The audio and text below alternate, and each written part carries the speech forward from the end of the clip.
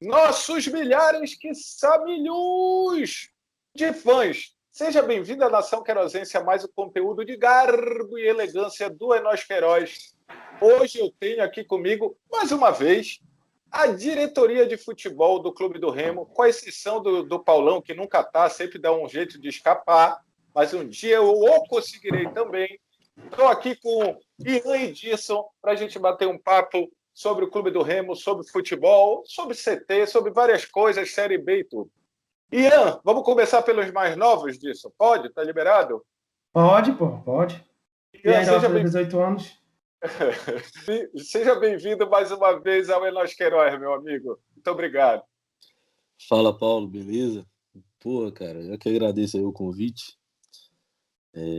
Mais uma vez, já virou até clichê, né? Do quanto é bom falar aqui sobre futebol, sobre o nosso clube, analisar essa Série B aí que está há muito tempo longe e a gente tem algumas primeiras impressões aí para passar um pouco para vocês. Agora a gente vai no mais velho, né? No mais responsável, né? Tudo bem, irmão? Como é que tá? Obrigado por ter aceitado o convite mais uma vez também. Valeu. Valeu, Paulo. Eu que agradeço o convite, né? Como o Ian falou, o teu canal é um dos melhores meios de comunicação que a gente pode conversar com a torcida. Aqui é uma conversa boa, tranquila sobre futebol, um cara que entende do assunto, que não faz pergunta maldosa esperando alguma resposta que não tem sentido. Então a gente está aqui, eu e Ian, para a gente bater um papo e conversar um pouco do que a gente está fazendo, do que vai ser essa Série B para a gente. Nação Querosense, a parte azul marinho da nação, ficou curioso? Quer saber como vai ser esse papo? Então eu te peço, tu já sabes, vem com nós, papi. Vamos bater o papo, é Série B, é Clube do Remo, são muitas coisas acontecendo, é CT, é muita novidade. Mas eu queria começar falando com vocês, meus amigos, sobre o seguinte. Série B começou, está indo para a terceira rodada, mas então terá o jogo contra o Botafogo no Rio de Janeiro, seria no Engenhão, agora em Volta Redonda. Então eu queria falar sobre Série B, o seguinte, Ian disso. O que vocês viram até agora? Essa Série B aí, o que chamou a atenção de vocês? E depois eu vou entrar no como vocês veem o Remo nisso, nessa avaliação. Mas vamos para a avaliação do que vocês viram da Série B, vocês viram muitos jogos e tal. Vamos começar pelos mais velhos agora. Vai lá, Disso. Na verdade, Paulo, o que eu estou percebendo na Série B era o que eu imaginava antes da Série B, né? Os times muito iguais, muito competitivo. Um exemplo, o Brasil de Pelotas contra o Londrina lá. Muita gente viu o jogo, falava, esse time do Londrina é horrível, do Brasil é horrível. Viu aqui, foi um adversário que foi bem difícil da gente ganhar. Pode ver que muita gente achava que o Sampaio era um time morto, foi lá em Maceió, empatou contra o CSA, que vai fazer a diferença nesse campeonato. O que eu penso vai ser o preparo físico, vai ser o conjunto, na verdade, e eu acho que isso a gente está bem. E eu espero que um pouco mais lá na frente continue dessa forma, a Série B, que eu acho que a gente vai acabar atingindo o nosso primeiro objetivo e principal, que é não voltar para a Série C. E aí? Cara, eu tô vendo uma Série B também que é muita aplicação tática, assim, um jogo muito estudado, um jogo muito físico também, contra o Brasil de Pelotas e contra o CRB, assim, é um jogo muito que oscila muito, né? Uma hora o time tá melhor, outra hora o time tá pior. Mas eu acho que esse início de Série B ele vai premiar os times que vêm com uma continuidade de trabalho. Por exemplo, o Náutico vem com um trabalho com o Hélio ali desde o ano passado. E o Náutico tem uma vantagem física que foi o quê? Que até olhar o copo meio cheio, digamos assim. Não teve Copa do Nordeste, não teve Copa do Brasil. Então, basicamente, jogou só de domingo a domingo, entendeu? E aí chegou inteiríssimo na Série B. A gente tem o Brusque, que mesmo não tendo um time individualmente que se destaque, mas coletivamente é um time ajeitadinho, que sabe o que quer. O próprio Remo, né, que a gente já vem com essa continuidade de trabalho. O CRB também é um time que vem aí fazendo trabalhos, por mais que tenha muita troca de técnico, assim, mas tipo assim, os jogadores não mudam tanto. E é um time também que sempre está ali investindo pesado. Mas eu vejo que os times que entraram achando que seria uma maravilha ou que ainda não aterrizaram a mente assim, porra, a gente tá jogando uma Série B, estão sofrendo demais, cara. E aí eu falo dos grandes, né? Cruzeiro, Vasco, o próprio Botafogo também, que apesar de ter ganhado Curitiba, não fez um bom jogo. Foi um time ali burocrático até, até a hora do gol, né? Até o pênalti. Mas a gente sabe que cada jogo tem sua história, né? E a Ponte Preta, para mim, é um exemplo de time assim que não aterrizou ainda para jogar a Série B, sabe? É um time que tá jogando ali numa velocidade assim diferente. Que jogo horrívelzinho, Ponte Vasco, né? Parece que são dois times assim que não estão jogando por um prato de comida, sabe? Parece que é só mais um campeonato. O Vasco sentiu isso contra o Operário. O bicho pega até um pouco mais, né? O Vasco. Para mim, a maior surpresa, assim, foi a questão do vencendo, por exemplo, o CSA. O Guarani me surpreendeu positivamente, porque foi muito mal no Paulista e conseguiu ali com o Daniel Paulista se reinventar. Mas acho que assim, é tudo muito pegado. O trabalho mesmo, a tendência aqui até assim, a 10ª rodada. Os times que mantêm uma continuidade tendem a pontuar bem, eu espero. E depois vai ver aquela do Aquelas time mudanças. mudanças que privilegia já o time que tem bala na agulha para contratar, o time que está com um elenco melhor, uma preparação física boa também, e aí isso vai começar a pesar. E dentro disso tudo que vocês viram, desses jogos e tal, qual a avaliação do Remo dentro desse cenário de Série B para vocês? Se manteve? Vocês disseram, olha, dá para a gente achar que está melhor do que está? Como é que está isso? Eu acho que assim, a Série B, né, é um campeonato que fornece umas pegadinhas, assim, sabe? E foi exatamente o que castigou o Remo quando o Remo participava ali da competição. Por quê? Por vezes, começava um planejamento e aí o início de trabalho não era tão bom, e aí vinha a troca de técnico, uma enxurrada de jogadores novos para tentar ali ajustar, aí dispensa, tudo aquele ciclo, né? E já aconteceu o contrário também, o clube começa ali com algumas vitórias, e aí começa a tirar dinheiro de onde não tem, mirando um acesso assim, e não está preparado para aquilo, né? Então, assim, eu acho que o importante para a gente, apesar da volatilidade assim, que a Série B apresenta, a gente começou com 4 pontos de 6.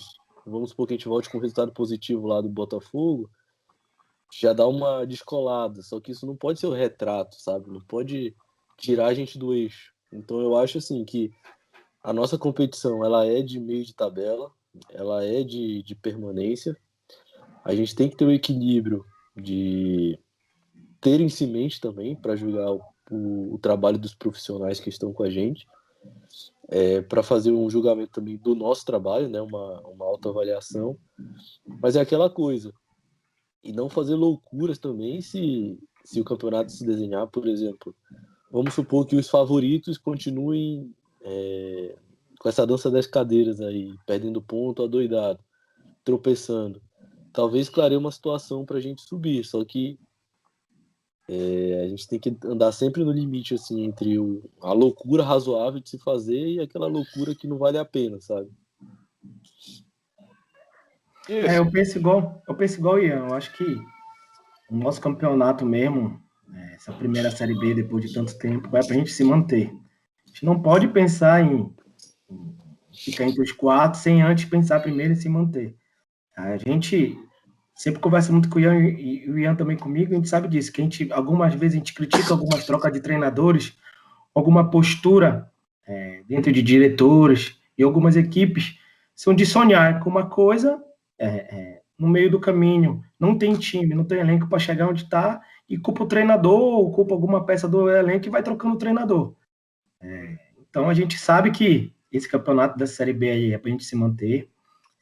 Então a gente tem que ter mesmo esse diagnóstico que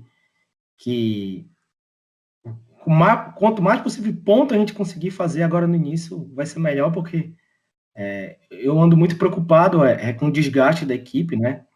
Eu até cheguei a comentar com o Paulo que a gente joga na quinta-feira, 7 horas contra o Atlético, viaja 6 da manhã para o Rio, vai ter que fazer uma nova viagem do Rio para Volta Redonda no sábado, joga com mudança de horário para 4 da tarde, volta para o Rio, dorme no Rio, pega o voo no Rio 8 da manhã, chega em Belém 11, já joga numa quarta-feira às 4 da tarde, na quinta-feira à tarde já viaja para...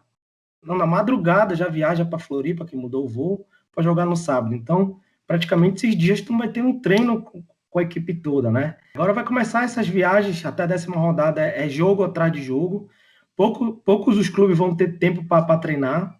Eu acho que isso é até um avanço do Remo, porque o Remo já tem praticamente os mesmos jogadores titular desde o início do ano. Alguns estão com a gente desde o ano passado. Então, eu acho que nesse início de campeonato ali, até a 10ª rodada, nesse sprint, eu acho que clube como o Remo vai obter alguns pontos bons, algumas vitórias, e aí quando começar a dar uma amenizada ali nas viagens, nos jogos, vai dar tempo de treinar, ainda vai ficar mais igual o campeonato.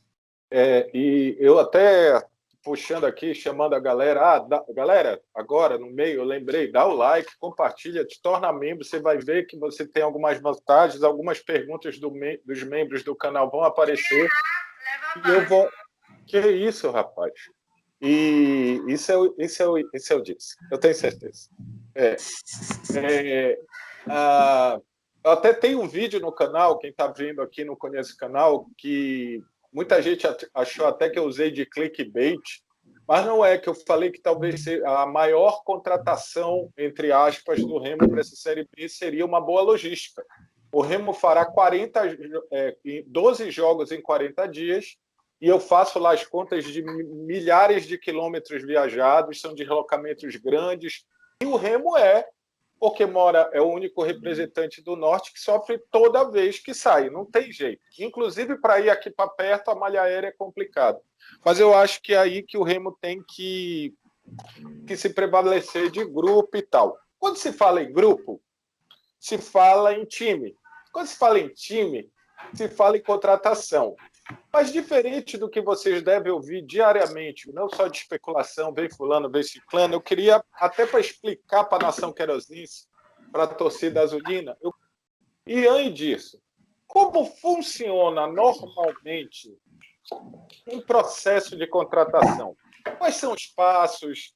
Essa é a primeira pergunta. Depois da resposta de vocês, eu quero saber qual é a maior diferença que vocês estão sentindo entre o processo de contratação de C e de B. A contratação, a gente tem uma particularidade dentro do Remo, né, que são os 4 diretores, né, que tem o intruso do Pietro, o Fábio, e aí tem os vice-presidentes, né, Peraí, que me ligaram aqui. Tô aparecendo? Não. Tá. E agora, Tá. Paulo? Agora ligaram tá. Aqui. Tá. Aí, o que a gente faz? Aí tem o Thiago e tem o Bonamigo representando a comissão técnica, né? Então, todas as decisões a respeito de contratações são democráticas. Hoje a gente tem a facilidade de já saber como o time joga, de ter conseguido a manutenção desse trabalho. Enfim, cada um tem a liberdade de contactar o jogador que acha que tem potencial, que se encaixa dentro do clube, troca uma figurinha a respeito de como ele pode ajudar, se ajuda ou não. E aí a gente faz algumas consultas com alguns clubes também, com profissionais que já trabalharam com o jogador, para fazer aquele controle, né? Para saber o fator extracampo, para saber a questão física, se o jogador costuma tremer em jogos mais difíceis, se o jogador costuma gostar de jogo grande, se ele é competitivo, se é mala, enfim. E aí também a gente faz uma questão de comparação de valores, né? Porque a forma de chegar no jogador é falando normalmente com o empresário direto. A gente faz essa contraposição com as informações dos clubes anteriores. Fechada a contratação, normalmente é assinado um pré-contrato, onde nos respalda civilmente, né? Prevê algumas multas, e aí a gente faz o anúncio, cara. Só para ressaltar, a gente tem a nossa análise de desempenho que pega ou traz nomes que acham interessantes, né? Ou através de nomes que a gente trouxe para o debate, eles dissecam, né? Qualitativamente e quantitativamente o jogador. Em relação à diferença, cara, eu acho que a gente subiu para a Série B, mas a dificuldade ela continua. E eu vou falar por quê. Porque a gente está mirando jogadores competitivos numa Série B. E aí a gente entra numa escassez de mercado novamente. É igual na Série C. A Série C, se tu quiser contratar jogador da Série D, um jogador que perdeu espaço na Série C, é fácil. Mas se tu quiser jogadores que venham para competir de fato, aí é um pouquinho mais complicado. Então essa escassez ela sempre existe. O que muda na Série B? Uma dificuldade que a gente tem é que a gente tem um número maior de equipes, tem equipes com maior poder financeiro também, e a gente tem hoje o Remo como uma incógnita. É diferente, por exemplo, de um Brasil de Pelotas, que apesar de não pagar tão bem, apesar de ter alguns problemas salariais, Tá na B há tempo. tá na B há tempo, o pessoal sabe que sempre faz um campeonato de meio de tabela, dificilmente cai. Então ter esse Isso know-how de faz Série B diferença, o faz, jogador. porque assim, se eu sou empresário e eu tenho um jogador mais jovem que eu quero valorizar, se o jogador é responsável por uma queda de divisão, acaba dando uma desvalorizada, entendeu? Então, tem esse bloqueio ainda. É um caso até interessante que tem jogadores que inicialmente não, assim, deixaram a gente no banho-maria, mas quando viu o time jogar contra o CRB, tipo assim, parece que, opa, tem coisa boa aí, entendeu? Olha o imperativo aí, imperativo. Já saiu. Caiu. O imperativo. Tu é doido, mas ele não se sossega. Se assim, ia cair. Disso, o Ian falou das dificuldades do processo. Me tirou uma dúvida em relação a isso. Ele disse que é democrático, todo mundo pode trazer nomes, mas há que se ter uma unanimidade, uma maioria. Como é isso? É esse detalhezinho que eu quero saber. O processo como um todo, legal. Já entendi muito, muito bem. Mas como é que pode não andar o processo? Como é que vocês se matam lá dentro? Não, na verdade, muitas vezes só alguns querem algum atleta. A gente vai conversando, vai mostrando os pontos positivos. A outra pessoa que não quer vai mostrando ponto negativo porque não quer trazer para cá. Um exemplo desse daí foi o Marlon. Praticamente era eu e Ian que era a favor do Marlon nessa época. E a gente foi conversando, mostrando os pontos positivos, mostrando porque ele poderia ajudar aqui, porque ele poderia encaixar ali na lateral esquerda e dominar o setor, e aí a gente foi mostrando os pontos fortes dele, e acabou que os outros viram que era um cara que a gente queria ajudar aqui, e acabamos trazendo. Sempre, nunca teve problema assim, de briga, de falar, então você vai trazer esse cara, eu não quero outro. Sempre foi bem democrático, sempre foi bem tranquilo a nossa conversa.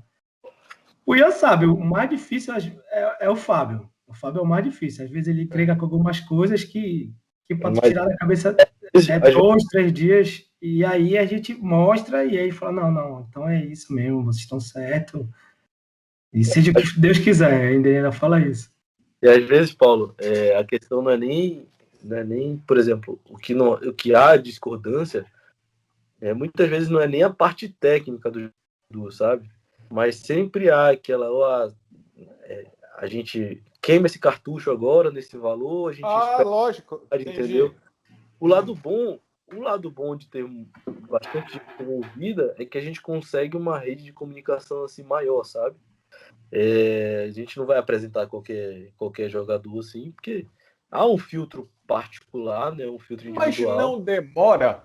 em alguns momentos, não pode perder um time de decisão por ser tanta gente, concorda, discorda e tal? É pergunta de leigo mesmo, tá? De quem não participa disso. Às Não, vezes, na verdade, Paulo, na verdade, quando a gente já entra um nome para discussão, o atleta já está esperando uma resposta nossa. Então a gente consegue segurar também 2 dias. Por exemplo, por essa demora, a gente conseguir trazer um cara por uns 10 mil reais a menos, entendeu? perfeito. Assim, ajuda em alguns momentos, mas já aconteceu da gente perder jogador também que estava no nosso radar pela demora. Só que assim, eu acho que isso sempre vai acontecer, cara. O importante é que a gente consegue muito bem traçar uma rota ali de não fazer loucuras, entendeu? Tanto é que Paulo, a gente, depois do Paraense, a gente só teve o Felipe, que acabou o contrato, que veio como uma aposta pelo valor pago pelo Juventude, e o Renan Oliveira, que a gente trouxe sabendo que ele precisava de um tempo para se adaptar e não conseguiu se adaptar ao tempo que a gente já precisava dele dentro de campo, então a gente Por que teve que ele não pedir. conseguiu? O que fez ele não conseguir? Tu tens Paulo, essa resposta?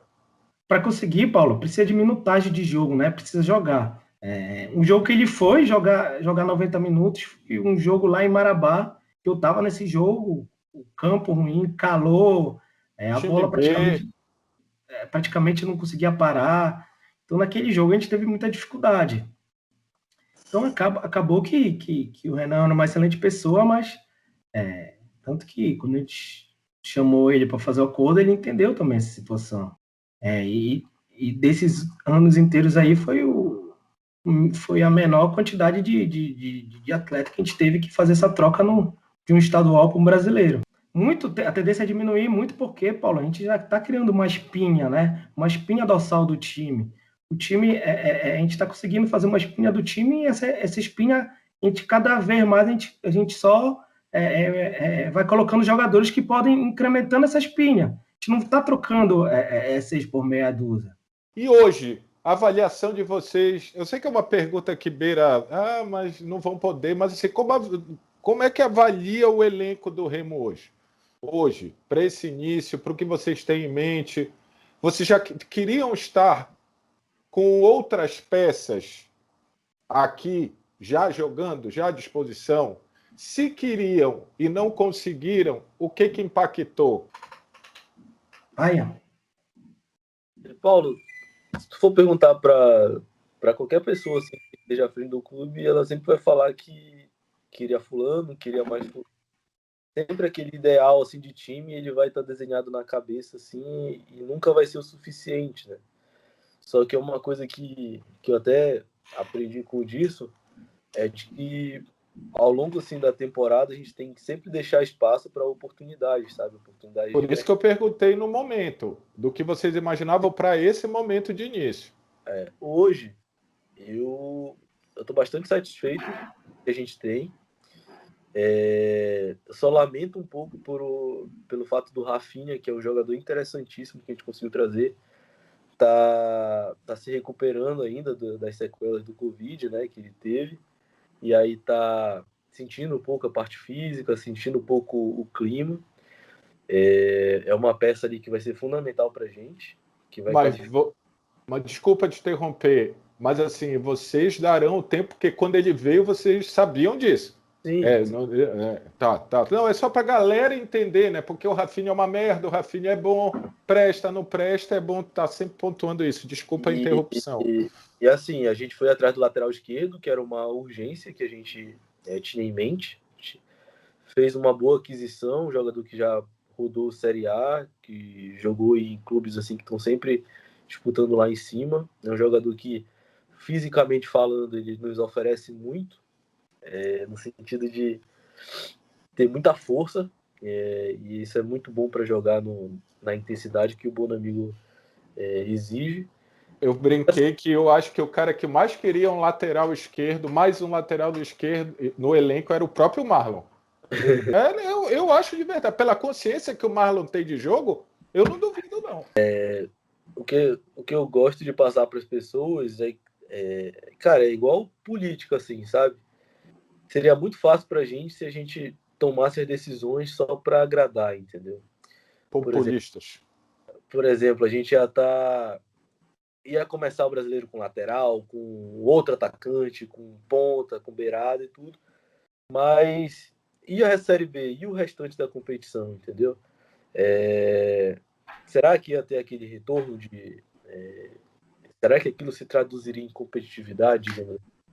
Eu acho que o elenco hoje que a gente tem, eu estou satisfeito, acredito que a diretoria toda esteja satisfeita, mas a gente está ciente de que precisa de alguns ajustes, de que tem espaço para melhora, tá?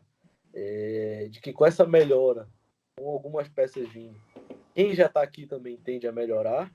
Sim. E só que assim, é oportunidade, né? A gente não teria, por exemplo, trazido o G2 ou o Salatiel se a gente tivesse fechado o elenco ano passado, desde o início do campeonato, sabe? Tá. Mas para agora, vamos lá, até a terceira, quarta rodada, para o início, tá dentro do que vocês imaginavam. É isso. É isso? Como o Ian Ou falou. se o Ian estiver falando mentira, eu quero. Não, Polêmica. Polêmica dá muita audiência. Polêmica. Entendem? Não, o que o Ian falou é verdade. A gente não pode fechar um elenco no início, porque sempre vai aparecer jogadores interessantes e a gente não vai ter oportunidade de trazer. Apareceu vários laterais esquerdos que daria para a gente ter contratado, mas nenhum na qualidade do Igor. Então a gente preferiu esperar para a gente trazer o Igor. O Igor foi uma negociação que demorou mais ou menos umas 2 a 3 semanas. E ainda conseguimos trazer o lateral que queria, que era ele. Depois numa condição bacana, né? E numa condição boa. Uma condição boa. E até porque, para começar o campeonato, a gente tinha, como todo mundo sabia, era o Arthur. Só que ele foi para o Atlético Goianiense. Tinha essa situação, se aparecesse o clube da Série A no meio da negociação, ou quando ele estivesse para cá, ele ia ser liberado. Demos até sorte de ser liberado antes de vir, que deu tempo de a gente procurar outro e trazer o jogador. O que eu acho, como o Ian falou, é bem interessante a gente ter uma gordura aí para queimar em relação ao orçamento durante o campeonato. A gente tem feito contato, temos falado de jogadores constantemente, temos procurado, temos visto alguns jogadores que em algumas equipes eles estão, na verdade, desgastados pelo tempo, às vezes, de clube, ou o clube não está passando um bom momento. E vai aparecer alguns jogadores bem interessantes que a gente vai trazer, e ali pelo meio do campeonato, ali pelo meio a 3, 4 campeonatos, a gente já vai ter um elenco já pronto, que é para a gente terminar, como o Ian falou, numa zona intermediária.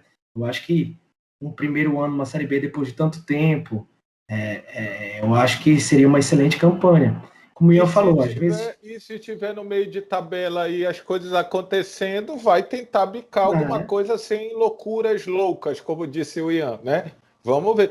Deixa eu aproveitar isso e botar que você, eu acho que até já responderam a colocação e a pergunta do Saulo Vanzler, que é membro do canal de Garbo e Elegância. Obrigado, Saulo. Te torna membro também, que tu vai aparecer aqui. Ele teria perguntado que vocês sempre... Ele perguntou que vocês sempre deixaram claro que era isso, era permanência ali, meio de tabela. Aí ele queria saber, caso assim, se consiga o objetivo, mas mostre que há possibilidade do algo mais, dá para fazer um ajuste, dar um gás de uma nova contratação ou de alguma coisa? Meio que vocês já direcionaram a resposta, mas eu estou pontuando e é isso. É isso, Paulo. Até porque se a gente estiver num caminho bem próximo de um acesso, brigando por um acesso, até porque, Paulo, o próprio jogador que tiver querendo o jogo, tipo um jogador de Série A, que não está entrando constantemente ou está no banco, vai querer vir jogar uma Série B num time que vai entrar e ter um possível acesso. Então, vai valorizar o atleta, então vai ser, o empresário vai querer colocar ele aqui. Isso que aconteceu mais ou menos com o G2, aconteceu com o Salatiel, como o Ian falou.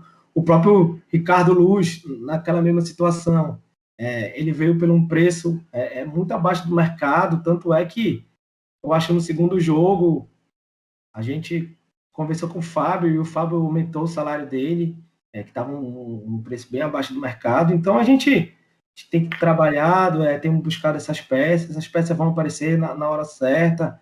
Assim como apareceu o Igor, assim como o Ian falou da agora, se a gente fosse populista, a gente não tinha trazido o Arthur, muita gente criticou o Arthur, e viu que o Arthur ele tem uma característica que nenhum dos volantes do clube tem, e vai acrescentar ali como volante. Então a gente está de olho no mercado, a gente tem trabalhado para a gente formar uma equipe cada vez mais forte. A gente sabe que vai ter muita contusão, vai começar cartão amarelo, ter desfalque. Já começou, né? Então a gente precisa. Já começou que o Suelito e o Tocantins estão aqui em Belém. Então a gente precisa de ter esses jogadores para que entre e não tenha muita diferença quando um entrar e o outro sair. Ian, eu vou direcionar para ti porque eu sei que tu gosta do tema. 2 membros do canal, o João Paulo e o Eidi, obrigado, galera. Se torne membro que quiser aparecer. Eles fizeram colocações similares. O mercado sul-americano, ele é viável? Óbvio que não os grandes. A gente já conversou meio sobre isso. A janela está abrindo de novo. O G2 vem de lá, apesar de ser brasileiro. Tu já acha, eu lembro que você falou que precisava de algum espaço, já está mais próximo? O mercado do Nordeste já está absorvendo? O Remo já é capaz de visualizar um moleque bom gringo? Ou ainda é muita diferença de temperatura, de clima, de língua, de tudo? Eu acho que é uma coisa que a gente vai ser uma necessidade nossa olhar para esse mercado paralelo, assim, esse mercado alternativo. Assim como agora com o CT e no trabalho a médio prazo, a gente vai ter que olhar também com mais carinho para os jogadores que estão surgindo aqui no Norte, para fazer essa captação e fugir um pouco dessa competitividade, né, dos outros centros. Mas assim, cara, a gente chegou agora, a gente está com um orçamento em que a gente não pode nem usar muito, porque a gente tem que contar com a chance de cair, a gente não pode ignorar isso, e a gente tem que contar também com a possibilidade de subir. Então a gente tem que trabalhar ali No fio da navalha. Na margem do que é confortável, do que é plausível. E assim, por mais que a gente tenha algumas circunstâncias aqui que amenizem riscos, né, que diminuam a chance de não dar certo, como é o caso de uma oportunidade de trabalho, uma identidade de jogo e tudo mais, tem ali uma questão de adaptação que é muito forte, né? Então eu acho que para o ano que vem pode ser uma saída interessante. Só que assim, a gente esbarra em outra coisa também. O preço do dólar tá um absurdo. Então, o pagamento desses jogadores é todo feito em dólar. Eu vou falar uma coisa. Paulo, pode falar. Liga aí o botão de crise. Eu sou totalmente contra trazer jogador assim. Peraí. Vai espocar aqui na tela da galera. Eu sou totalmente contra. Eu acho que a gente já encontra alguma dificuldade de adaptação de jogadores que vêm só do Sul, que são brasileiros. Eles sentem muita dificuldade por causa do nosso gramado pesado. É um exemplo disso, o Wellington, que chegou aqui, jogou e tá com problema no pubis agora. E outros jogadores que têm dificuldade do clima, do campo. Então, é bem peculiar, eu acho, jogar aqui no Pará. Eu acho que jogador que tem muita técnica, que tem pouca força, não consegue jogar. Eu acho que o CT pode criar um meio termo para vocês. Minimizar, né? Pode minimizar. Aí, o Ian falou dessa situação de orçamento. Na terça-feira, a gente soube de uma notícia até boa. As placas publicitárias da Série B fora um valor fora da cota. Era antes 5,5 milhões até o ano passado. Esse ano, a CBF fez uma nova licitação e vai ser agora no valor de 11 milhões. Então, seria 11 milhões dividido entre os 20 clubes da Série B. É pouco ainda, mas 600 pau a mais entra aí. 550. Mas aí, na verdade, na reunião, a gente entendeu a dificuldade de alguns clubes de Série C e Série D. Vai ser repassado desse valor R$ 20.000 para todos os clubes da Série C e R$ 10.000 para os clubes da Série D. É uma forma de ajudar nesse período de pandemia que está todo mundo passando dificuldade. Os clubes acordaram que não seria justo, apesar da placa publicitária ser da Série B, não ajudar os clubes que têm menos apoio nesse momento. Vocês falaram aí e a gente incluiu nisso o CT ser o meio de campo e me pediram demais para falar da maior contratação de todos os tempos do Clube do Remo, da maior aquisição, eu acho, e assim, junto com o Baenão, um resgate da grandeza, tudo, que é o CT, que foi adquirido agora lá do Carajás.